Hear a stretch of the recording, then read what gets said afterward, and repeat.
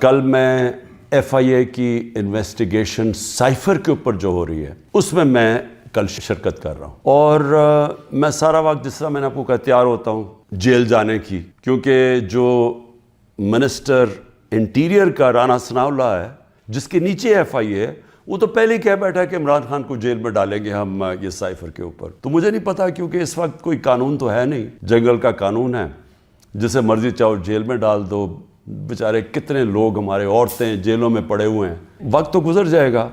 لیکن قوم یہ یاد رکھے گی کہ کون سے لوگ کھڑے ہوئے تھے۔ وہ عمران ریاض کو یاد رکھے گی یہ ساری قوم کہ وہ کم از کم اپنے موقف پہ کھڑا رہا۔ اس ملک کے اندر جو صحافی ہوتے ہیں، جو ایک جہاد کرتے ہیں حق اور سچ کے لیے، جس طرح ارشد شریف تھے، قوم ان کو ہمیشہ یاد رکھے گی، ارشد شریف شہید کو۔ وہ جو 4 جرنلسٹ ملک سے باہر چلے گئے لیکن انہوں نے کمپرومائز نہیں کیا، انہوں نے کسی پریشر میں آ کے رائے حق سے نہیں اترے۔ وہ جن کو یہاں ماریں پڑوائی گئیں، ذلیل کیا گیا، اور وہ جن کے بڑے نام ہیں اور پرانے صحافت میں نام ہے، قوم ان کو بھی دیکھ رہی ہے اور ان کو سلام کر رہی ہے، اور ان کو بھی دیکھ رہی ہے جن کے ضمیر مر چکے ہیں۔ تو میں ایف آئی اے کا ذرا آپ کو سمجھا دوں کہ یہ کیس ہے کیا۔ نہ تو ابھی تک مجھے کوئی کویسچنر ملا ہے کہ یہ میرے سے کیا پوچھنا چاہتے ہیں، تو میری کوئی تیاری نہیں ہے۔ لکھا یہ ہوا ہے کہ جی اپنے ساتھ ڈاکیومنٹس لے کے آئیں۔ مجھے یہی نہیں پتا کہ آپ نے پوچھنا کیا، تو ڈاکیومنٹس میں کیا لے کے آؤں، اور پھر سے میں یہ کہہ دوں کہ آپ کے انٹیریئر منسٹر تو فیصلہ کر بیٹھا ہے، وہ تو جج جوری ایکسیکیوشن ہے کہ جیل میں ڈال لیں اس کو۔ وہ جو سائفر ہوتا ہے، یہ بڑا ضروری ہے آپ نے سمجھنا،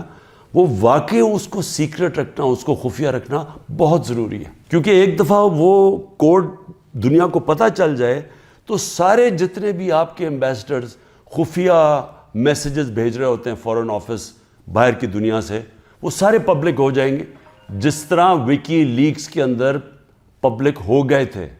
یاد رکھیں، وکی لیکس میں امریکن ایمبیسڈرز جو ڈاکیومنٹس بھیجتے تھے، جو کمیونیکیشن بھیجتے تھے اپنے اسٹیٹ ڈپارٹمنٹ کو، وہ سارے پبلک ہو گئے تھے، اور اس میں کئی انکشاف ہوئے، جس میں دیکھنے والا جو پاکستان کے اندر ہمارے سیاستدان وہ کیا باتیں کر رہے تھے ایمبیسڈر سے، وہ بھی دیکھنے والے ہیں کہ کتنے دوگلے تھے۔ اور انہوں نے، میں یہ اللہ کا شکر ہے، میں یہ کہتا ہوں، انہوں نے کہا کہ ایک آدمی ہے جو ہمارے سے بات کرتا ہے وہ پبلک سے کرتا ہے، باقی انہوں نے کہا باقی جتنے پولیٹیشین ہیں وہ ہمیں کچھ کہتے ہیں، پبلک میں جا کے کچھ کہتے ہیں۔ جو سائفر آتا ہے فورن آفس کے اندر، وہ کبھی کسی کے پاس نہیں جاتا، وہ صرف فورن آفس میں رہتا ہے، وہ چوری نہیں ہو سکتا، وہ فورن آفس میں پڑا ہوتا ہے۔ جو ہمارے پاس آتا ہے اور جس میں prime minister, president, army chief, I S I کا چیف، اور پھر ایک جاتا ہے اس کا جو جاتا ہے کیبنٹ سیکرٹری کے پاس، یہ یاد رکھیں کہ یہ وہ سائفر نہیں جاتا۔ یہ سائفر کا جو مفہوم ہوتا ہے وہ اپنے لفظوں میں لکھ کے ہمارے پاس پہنچتا ہے۔ تو سائفر فورن آفس میں رہتا ہے، وہ کبھی وہ نہ چوری ہوا ہے، نہ وہ اور کوئی دیکھ سکتا ہے، نہ پرائم منسٹر، ہم کوئی نہیں دیکھ سکتے،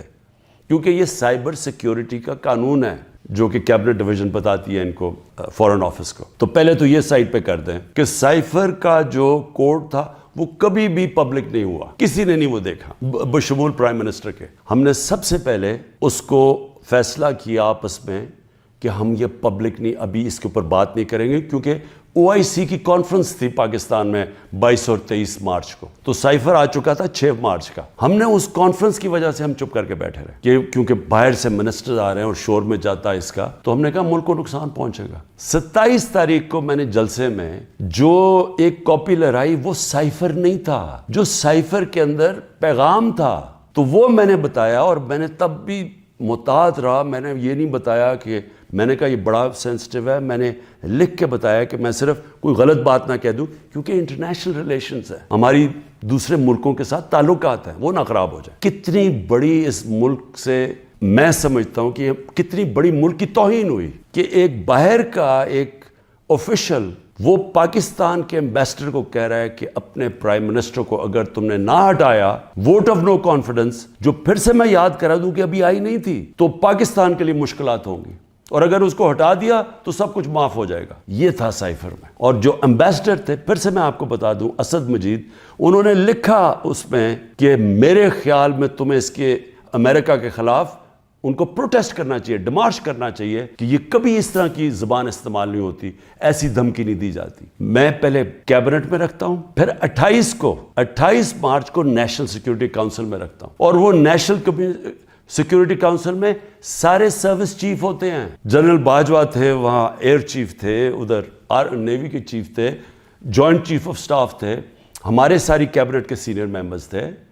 فورن آفس کے سیکرٹری بیٹھے ہوئے تھے. اور اس میں کیا فیصلہ ہوتا ہے کہ ہمیں جس طرح امبیسڈر اسد مجید نے ریکمینڈ کیا, ہمیں ڈیمارش کرنا چاہیے, ہمیں امریکہ کو پروٹیسٹ کرنا چاہیے کہ یہ آپ نے ہمارے اندرونی معاملات میں مداخلت کی. تو جب وہ اس میں آ گیا نیشنل سیکیورٹی کاؤنسل میں اور ڈیمارش کر دی, تو جو اس کی جو سائفر کے اندر چیزیں لکھی ہوئی تو وہ تو پبلک ہو گئی. کیونکہ جب آپ نے پبلک ایک سٹیٹمنٹ دے دی کہ کہہ دیا کہ ہم نے اس کی کیا, تو وہ تو سیکرٹ تو نہ رہا وہ, کیونکہ ڈیمارش نے اپنے کس پہ, تو یہ چیزیں سامنے آ گئی نیشنل سیکیورٹی کاؤنسل میں اور کیبنٹ میں بھی ڈسکس ہو گئی. اس کے بعد پارلیمنٹ کے اندر ہم نے ان کیمرہ سارے اپوزیشن لیڈرز کو بلایا کہ آپ کو پتہ ہونا چاہیے کہ کس طرح کی پاکستان میں توہین ہوئی. سارے اپوزیشن لیڈرز نے منع کر دیا جانے کا, کیونکہ یہ سارے حصہ تھے اس سازش کے. پارلیمنٹ سے جو اسپیکر ہوتے ہیں وہ چیف جسٹس آف پاکستان کو بھیجتے ہیں, اور میں بھی انہیں کہتا ہوں کہ اس کے اوپر انکوائری کریں کہ یہ جو مداخلت ہوئی ہے اس کے اندر پتہ تو چلے کہ یہ ہوا کیا, کتنی بڑی سازش ہوئی ہے کہ سٹی گورنمنٹ کے اوپر, الیکٹڈ پرائم منسٹر کے اوپر دھمکی ملتی ہے, اور پھر اس کے گورنمنٹ گرانے کی پوری تیاریاں شروع ہو جاتی ہیں, لوگ بھاگنا شروع ہو جاتے ہیں, الائز چلے جاتے ہیں. اور یہ پیغام کس کو تھا؟ مجھے تو پتہ تھا پیغام کس کو ہے, جنرل باجوہ کے لیے پیغام دیا گیا تھا, کیونکہ اسی کے پاس پاور تھی نا گورنمنٹ گرانے کی, باقی تو کوئی پرائم منسٹر کو نہیں ہٹا سکتا تھا. تو اس کے بعد جب یہ, اور پھر کیبنٹ کے اندر ہم نے اس کو ڈی کلاسیفائی بھی کر دیا. تو مجھے ابھی تک یہ نہیں سمجھ آ رہی کہ ایف آئی اے چاہتی کیا ہے, کہ جب سائفر تو سیف, جس طرح ثناء اللہ نے کہا وہ فورن آفس میں پڑا ہے, وہ تو اس کے اوپر تو اس کا تو کسی کو پتہ ہی نہیں ہے جو سائفر کی کوڈ ہے. ہمارے پاس جو جس کو پیرافریز کہتے ہیں انگریزی میں لفظ, ہمارے پاس جو آتا ہے وہ تو اس کا مفہوم آیا تھا, اور وہ جا کے نیشنل سیکیورٹی کاؤنسل اور کیبنٹ میں جب رکھا اور بعد میں ڈی کلاسیفائی بھی کر دیا, تو وہ تو پھر ایک سیکرٹ ڈاکیومنٹ نہیں رہا. جب رجیم چینج ساؤتھ امریکہ میں بھی ہوتا ہے تو اس طرح تو پھر بھی نہیں ہوتا کہ پہلے وہ کوئی امبیسڈر سے دھمکی دی جائے. 180 کیسز ہیں, اور ایک اور وارنٹ بھی نکلا ہی ہے. الیکشن کمیشن کی توہین ہو گئی, یہ دنیا میں آپ نے نہیں کبھی سنا. عدالتوں کی تو توہین ہوتی ہے, الیکشن کمیشن کی توہین ہونے وارنٹ نکلائیں. پوری کوشش ہے کسی نہ کسی طرح اس کو جیل میں ڈال دیں. میں کھڑا ہوں, جیل کے لیے بھی تیار ہوں, لیکن قوم کو میں یہ بتا دوں کہ میں انشاءاللہ ہر کیس کا ثابت کروں گا اسی ملک میں بیٹھ کے کہ ہر کیس انہوں نے جعلی بنایا ہے, بوگس بنایا ہے, اور ہر کیس جب عدالت میں جائے گا, جب سنا جائے گا, کوئی جج بھی سزا نہیں دے سکتا پورا کیس سن کے, کیونکہ یہ سارے جعلی کیسز ہیں. اور اس کا مقصد اس ملک میں انصاف نہیں لانا, اس ملک میں انصاف کی قبر کھودنی ہے, تاکہ کسی طرح جنگل کا قانون جو طاقتور ہے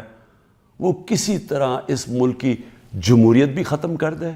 وہ طاقتور اس ملک کی عوام کی آواز ختم کر دے, وہ اس ملک کی سب سے بڑی پارٹی کو کسی طرح ختم کر دے,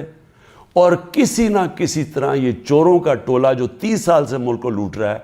کسی نہ کسی طرح اس کو پھر اوپر بٹھا دے.